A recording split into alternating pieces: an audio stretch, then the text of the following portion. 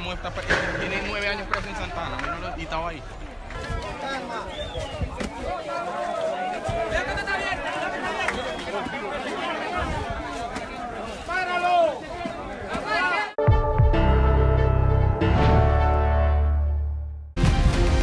Get all the latest with Euronews Now.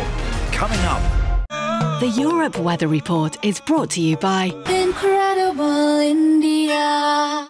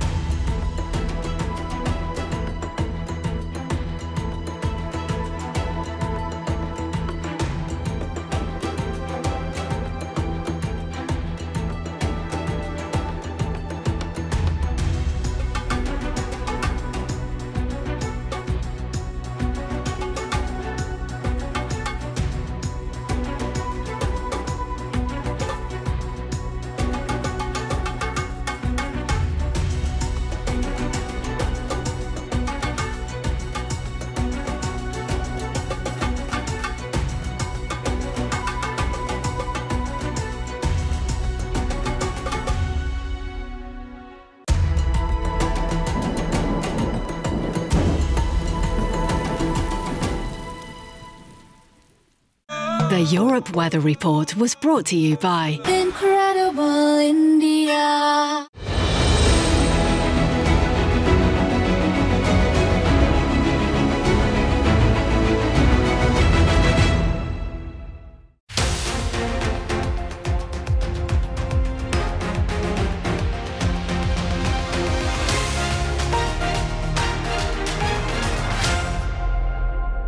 Hello, you're watching Euronews Now. Our top stories. EU leaders meet their Arab League counterparts for the first time, but concerns over migration cloud the summit. The suspense continues. Theresa May delays the crucial vote on her revised EU exit plan. And the Oscars provide shock and surprise, but it was all right on the night without a host. Good afternoon and welcome to the programme. I'm Takumbo Salako. For the first time in history, leaders of the European Union and the Arab League are holding a joint summit that's designed to align the interests of both blocs. The meeting in the Egyptian seaside resort of Sharm el-Sheikh is focusing on issues including security, climate change and global trade. But problems have already arisen with a leaked document revealing the African Union's opposition to European plans for migration. Well, for the latest, let's talk now to our political editor, Darren McCaffrey, who's in Sharm el-Sheikh for us. Darren, what are both blocs hoping to get out of this summit? Darren, what are the two blocs hoping to get out of this summit? Well, I think primarily, Totes, the most significant thing about this summit is that it is happening at all. It is the first time that the Arab League, 22 nations have met with the European Union at government level, leadership level. And so the very fact that we're all here in Sharm el-Sheikh and they are talking, as I say, is significant. Now, it's not to say that everyone is here. Of course, the most notable exception is the French President Emmanuel Macron. There are also, very notably, not all the Arab League leaders, including Bashar al-Assad from Syria and the Sudanese presidents. But in saying that, clearly they are talking about those shared issues they think they have in common, whether that is security, terrorism, economic cooperation, and most significantly on this issue of migration. Clearly still a very live political topic in Europe. It is a subject that is likely to still dominate the European Union elections in a couple of months' time.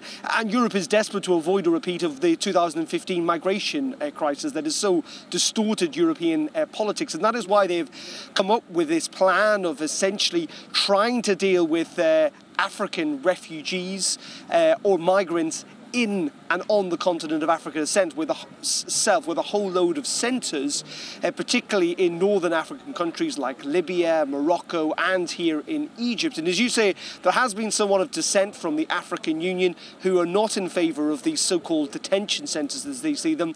They feel that it will only increase their insecurity and their ability to deal with the migration crisis here on the African continent.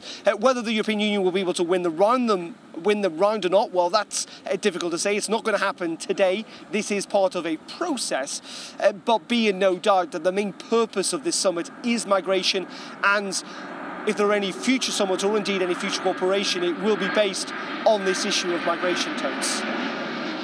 Now, Darren, if you can hear me with that plane going overhead, Theresa May is meeting the European Commission President Jean-Claude Juncker on the sidelines of this summit. What's likely to dominate their talks? Well, there is only one thing, isn't it? Brexit. No matter how far we go, whether it's to Sharm el-Sheikh or no matter who European leaders seem to be meeting, Brexit seems to sneak in somehow, doesn't it? And Theresa May has had a whole series of bilaterals in the last 24 hours or so, starting with Donald Tusk yesterday, where we were told there were no tensions in the room, lots of constructive talk. She's met with Angela Merkel, the German Chancellor, this morning. Now, we believe that the German Chancellor did bring up this idea of extending Article 50 to Mrs May. It's reported in much of the British press today, though she apparently flatly denied that was her suggestion. Many would point out, given the timetable she set for her own deal now, that at least a extension of sorts to Article 50 is almost certain. She's also met with the Irish Prime Minister Leo Varadkar, and as you say, will very shortly meet with Jean-Claude Juncker, the EU Commission President. So Brexit, as I say, very much still part of the business here in Sharm el-Sheikh, but I don't suspect we're going to see any significant progress or any significant movement from the European Union until potentially the next EU Council Summit, Totes, and that's not scheduled until, a week before Brexit, to the 21st, 22nd of March. Our political editor, Darren McCaffrey, there in Sharm el-Sheikh. Thank you.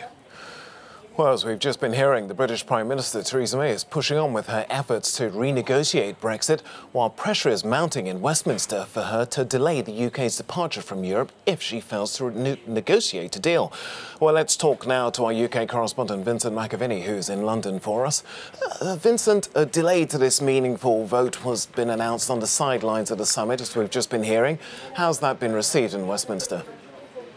Good afternoon, Tokes. Well, yesterday there was some surprise that the Prime Minister announced this, that the vote that was meant to take place on Wednesday would be pushed back until by the 12th of March. But there was a sort of understanding. It is very difficult at the moment to see how the Prime Minister will get her withdrawal agreement, already heavily defeated in the House of Commons, through Parliament in the coming weeks. And she hasn't gotten any concessions yet from the European Union. So there is a suggestion coming from the likes of Jeremy Corbyn that she is simply trying to sort of bring the clock down so that the times are tighter, so she can force through her withdrawal agreement and put pressure on everyone to get that through.